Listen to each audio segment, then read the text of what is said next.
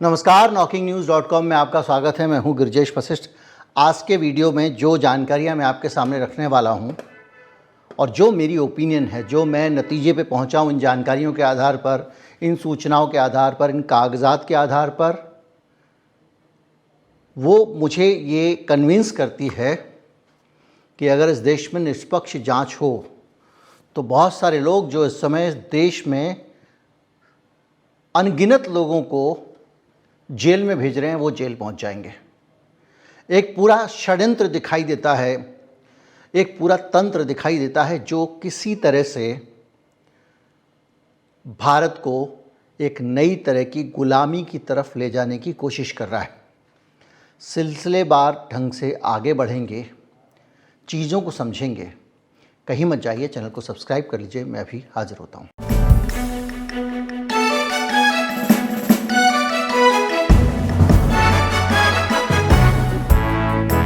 बात शुरू कर रहा हूँ कुछ ऐसी जानकारियों से जिनकी हाल में आपको नज़र पड़ी होगी और आपके नोटिस में आई होंगी, लेकिन इन जानकारियों के ज़रिए हमको बातचीत आगे बढ़ाने में आसानी होगी, इसलिए थोड़े से समय में इन जानकारियों को ले लेते हैं। कुछ ऐसे लोग जिन्होंने चंदे दिए हैं सरकार को और उनके जो चंदा देने का पैटर्न है, अब तो ये भी साबित हो गया कि उनके चंदे किस पार्टी को गए थे। उस पैटर्न से जब आप बातचीत शुरू करेंगे तो आपका ध्यान एक खास जगह पर जाएगा और आप समझेंगे कि किस तरह से पूरी ताकत लगा के इस देश में इलेक्टोरल बॉन्ड इम्प्लीमेंट किए गए, ठीक वैसे जैसे कि किसी की कनपटी पे बंदूक रख के दस्तखत कराए गए हों। सबसे पहले भारतीय एयरटेल 9,716 करोड़ रुपए के, जिसको घाटा हुआ हो 3 साल का एवरेज, वो संस्था 197 करोड़ रुपए बीजेपी, 50 लाख कांग्रेस और 10 लाख आरजेडी को देती है।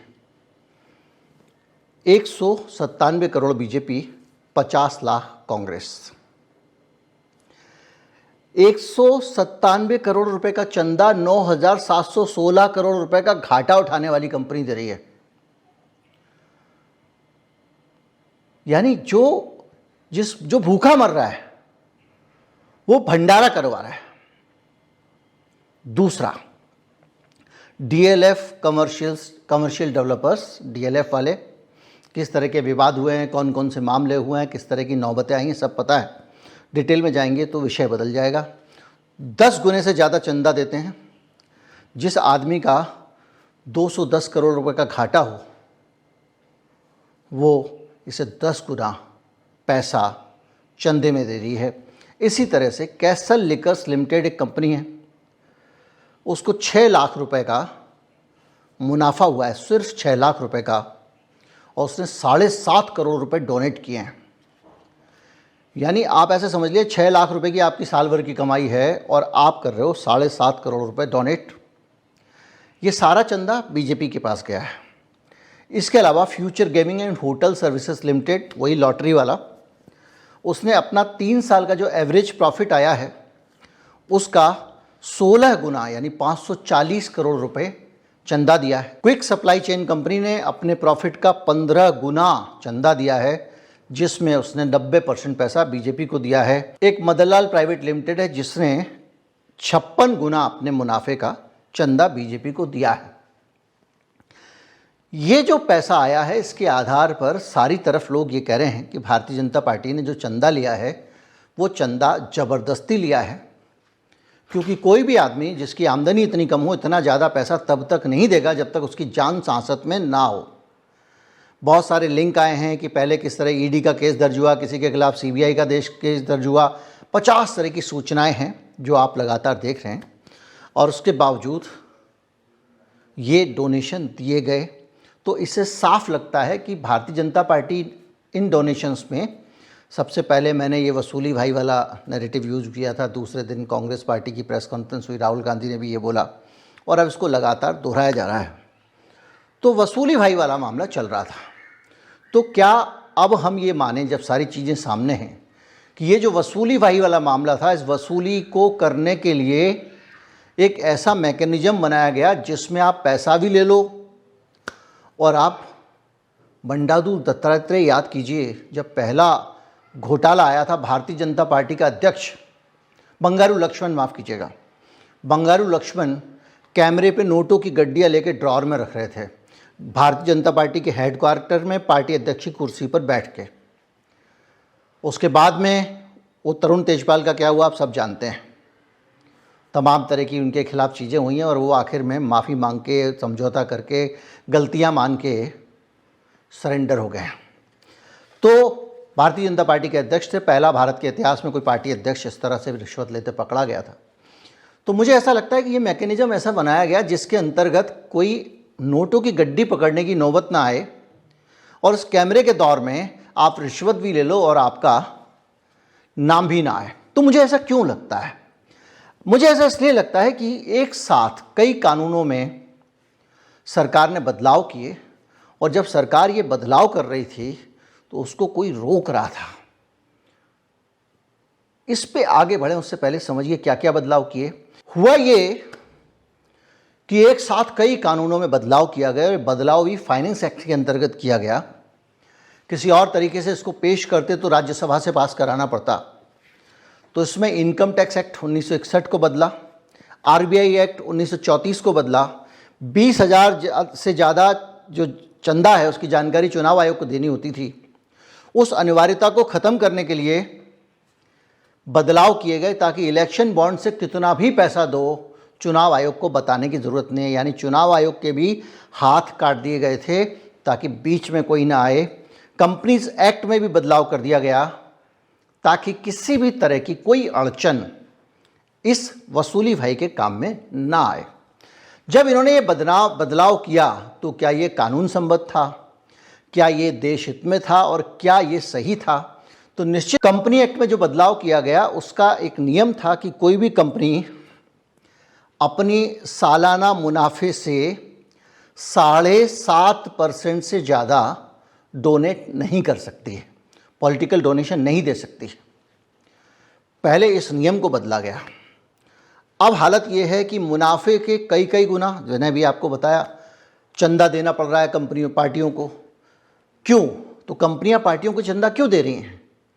निश्चित तौर पे वो जो चंदा है उसको भी वो लागत में शामिल कर रही हैं कि ये चंदा देने और ये रिश्वत खिलाने के बाद हमारी लागत इतनी आएगी, इस पे हम 5 लाख कमा लेंगे। तो ये खुली छूट देने के लिए कंपनीज एक्ट में भी बदलाव किया गया, क्योंकि कंपनीज एक्ट के मुताबिक 7.5% से, मुनाफे के 7.5% से ज़्यादा आप चंदा दे नहीं सकते थे। और किसी का एक्सटॉर्शन करना हो, किसी को डराना हो, धमकाना हो और उससे पैसा वसूल करना हो तो वो नंबर 1 के पैसे से तो कर नहीं पाएगा।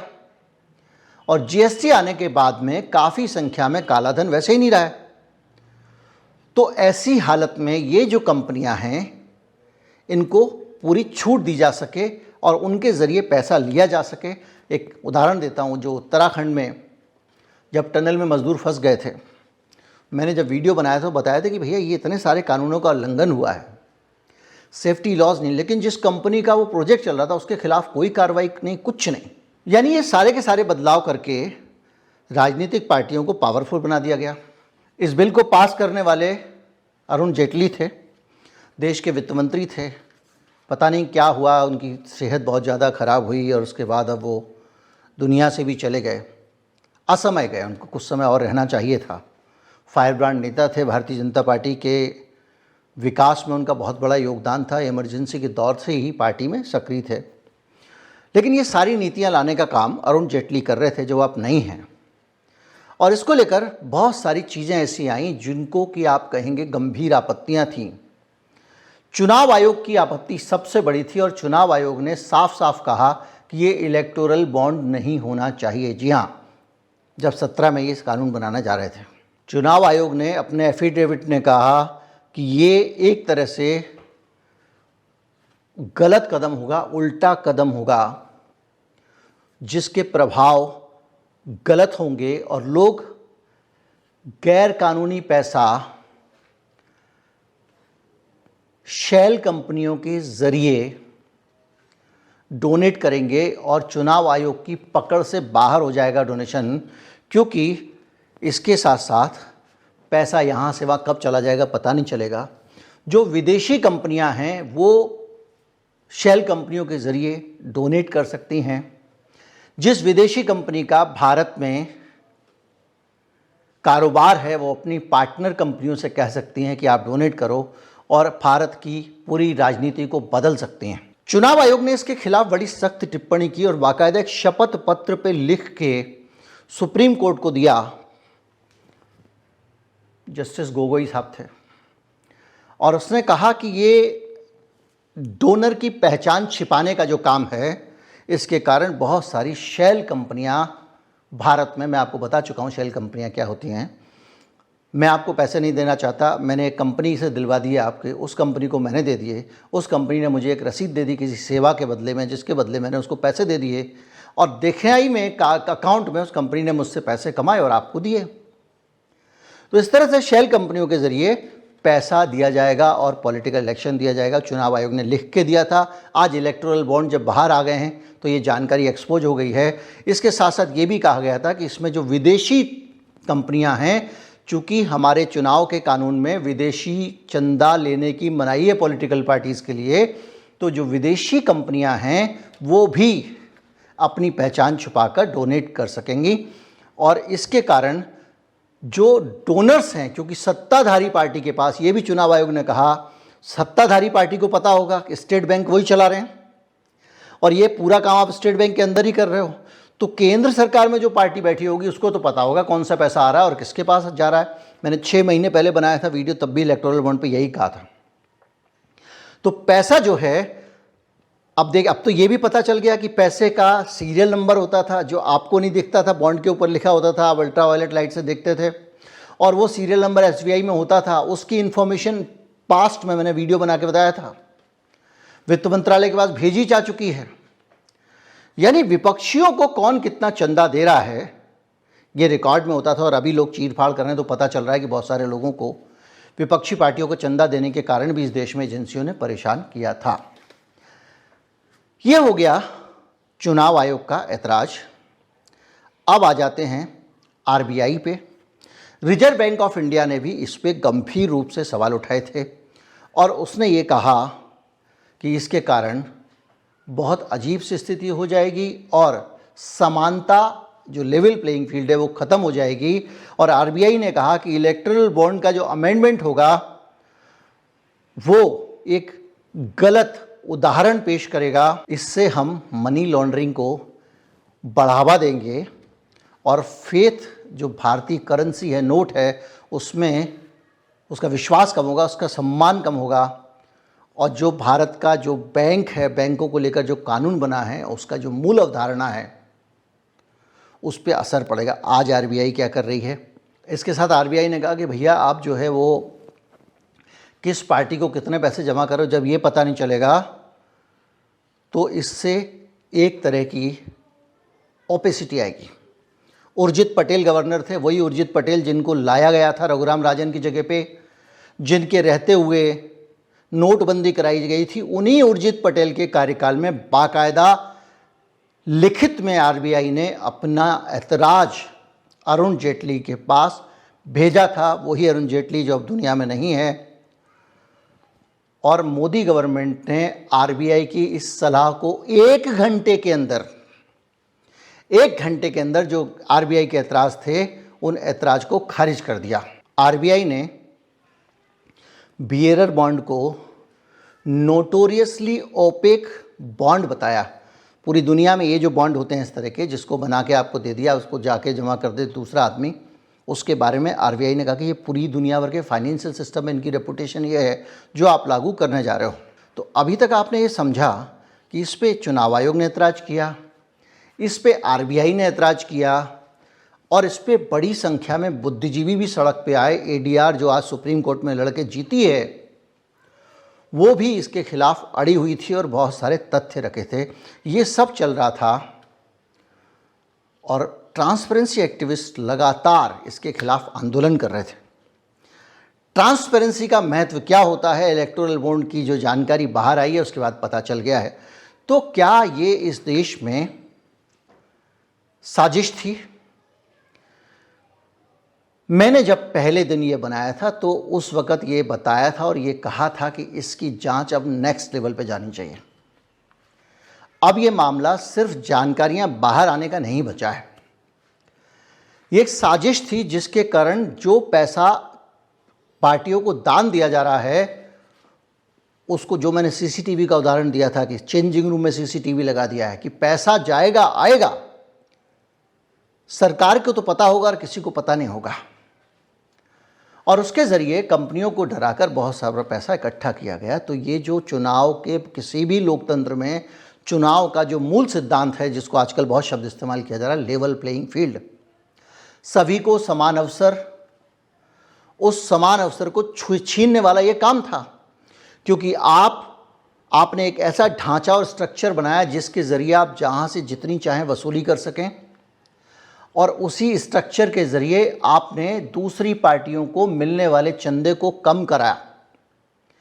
आपने लगातार दूसरी पार्टियों के फाइनेंशियल हितों पे डाका डाला।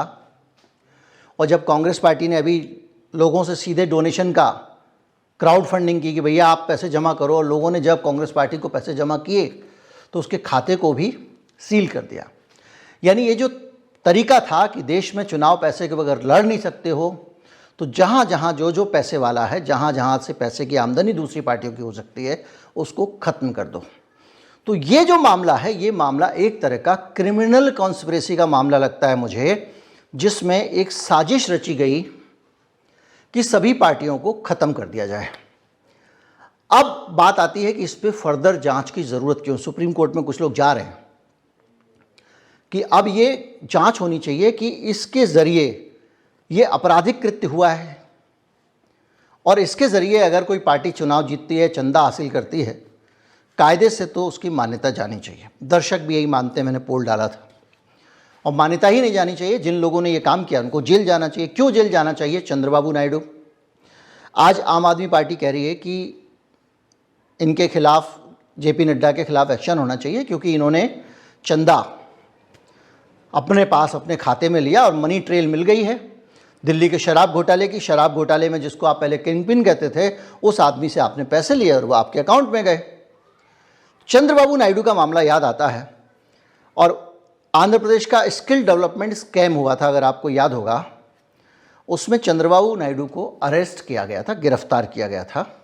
ये बहुत पुरानी बात नहीं है, अभी साल भर भी नहीं हुआ है।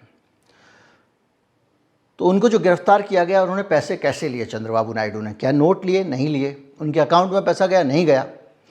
जिस कंपनी से रिश्वत लेने का चंद्रबाबू नायडू के ऊपर आरोप है, उस कंपनी ने इलेक्टोरल बॉन्ड के जरिए चंद्रबाबू नायडू की पार्टी में पैसे जमा किए थे।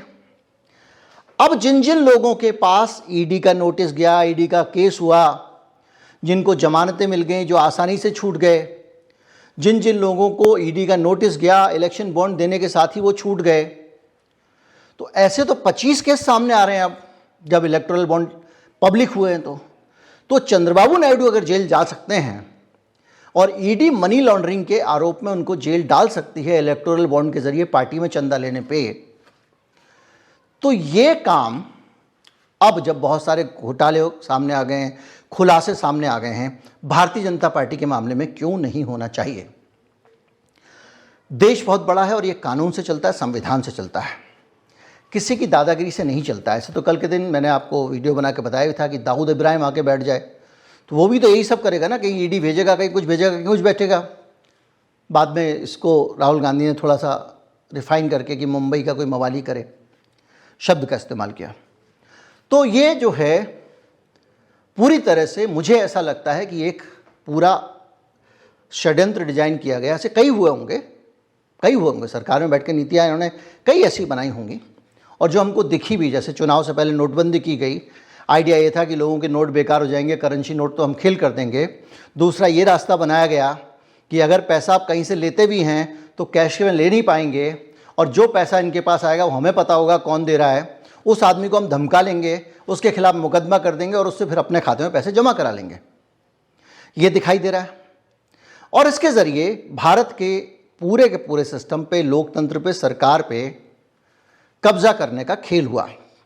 अब इसमें और बहुत सारी चीज़ें होंगी, बहुत सारे एंगल्स आएंगे, लेकिन ये तब आएंगे जब सुप्रीम कोर्ट की मॉनिटर की हुई हो, चंद्रचूड़ साहब जैसे कोई जस्टिस साहब हों।